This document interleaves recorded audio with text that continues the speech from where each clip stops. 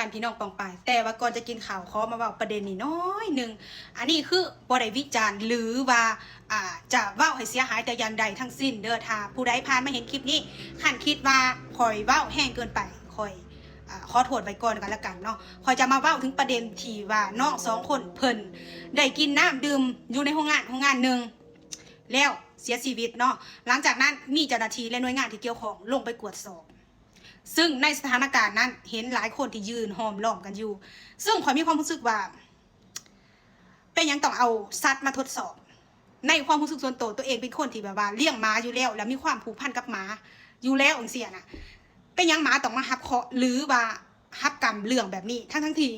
ทุกคนหู้อยู่แล้วว่าน้อง2คนเนี่ยกินน้ำจากกระตุกดีเข้าไปเป็นยังต้องเอาหมากับไก่มาทดสอบอีกคือบ่ส่งน้ำกระตุกนี้ไปให้ห้องแลบหรือว่าบอนใดก็ได้ในประเทศลาวที่มันสามารถกวดได้โดยที่บ่ต้องเอาสัตว์เอาหมาเอาไก่มาทดสอบแบบนี้การทดสอบแบบนี้มันยังหล่าหลังแห้งบ่ฮู้ว่าทุกคนในจุดนั้นเขาคิดอีหยังอยู่ถึงได้เอาหมากับไก่มาทดสอบจนเฮ็ดให้หมากับไก่ต้องจบชีวิตลงคือกันถึงแม้ว่ามันจะเป็นสัตว์ที่โตบ่ทันใหญ่แต่ใดๆมันก็มีชีวิตคือกันมันบ่น่ามาฮับเคาะกับเรื่องแบบนี้เลยทั้งที่มันมีทางเลือกที่ดีหรือวิธีทดสอบโดยที่บ่ต้องเสียหมาไปหรือไก่ไปหลายคนอาจจะคิดว่า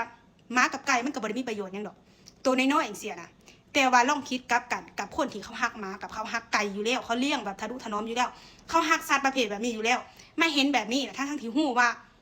กินเข้าไปมันอาจจะตายก็ได้ทั้งที่ว่าคนกินเข้าไปยังตายแต่ว่ายังเอาไก่กับหมามาทดสอบอันนี้มันเป็นเพียงความรู้สึกหรือว่าความคิดส่วนตัวเด้อถ้าสมมติว่า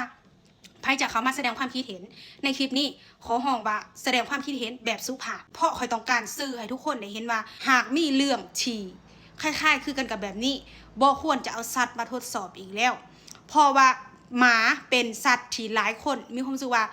บ่อยากให้ขาบ่อยากให้เฮ็ดหยังมันเลยเป็นสัตว์เลี้ยงสวยงามกับไก่คือกันอาจจะมีบางครั้งที่เขาเอาเลี้ยงไปเป็นอาหารแต่อันนั้นคือการเอาไปเป็นอาหารบ่แม่นการเอามาทดสอบทั้งที่ฮู้ว่าในตุกน้ำนั้นมันมีสารที่แปลกๆอยู่แล้วอันนี้เป็นเพียงความคิดเห็นส่วนตัวเด้องดดราม่างดแบบว่าใส่ความรุนแรงมันเป็นเพียงความคิดเห็นส่วนตัว